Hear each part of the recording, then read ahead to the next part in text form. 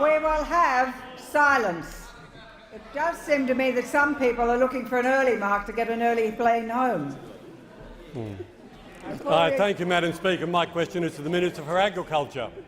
Following your visit to Charleville in extreme drought areas of my electorate last Friday, will you as Minister inform the House how this government is supporting drought-affected farmers against the backdrop of Labor's waste and mismanagement? I call the Honourable Minister for Agriculture. It's fact.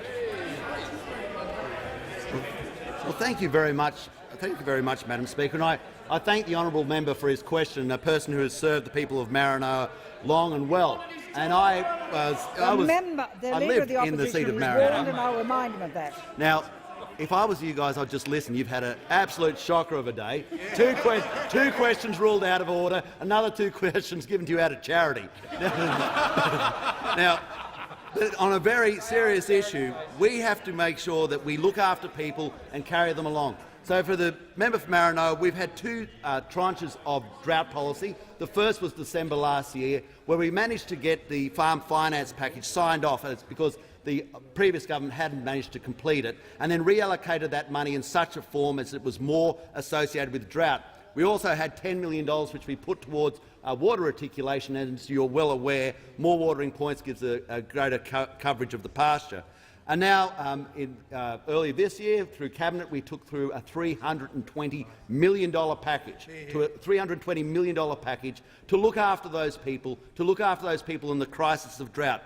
Within that is included $10 million for pest eradication, and I know you're very aware of the wild dog population. I'm sure there's many people on the other side aware of the wild dog population as well. With that as well was a policy for mental health, and as well as that we also had issues to deal with, basically making sure people have the capacity to get affordable money.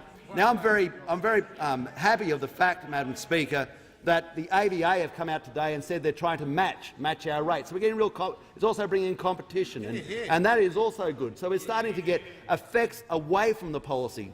Now, Madam Speaker, with this, we have signed off everything, and I'd like to thank the Treasurer and the Finance Minister for the work they have done in making sure that the package doesn't go back down to lines on a map. And that was incredibly important, because I'm sure you're aware of that. Away from that, I'm sure the member for Maranoa is aware of the work that we are doing, especially in the sheep field, because I know that sheep are so important in the western districts of the Maranoa. He'll be aware that since we've opened the Bahrain trade, the price of sheep have gone up by $30 a head in the yards, which is a great return. The Minister will resume his seat. The member for Hunter on a point of order. Madam Speaker.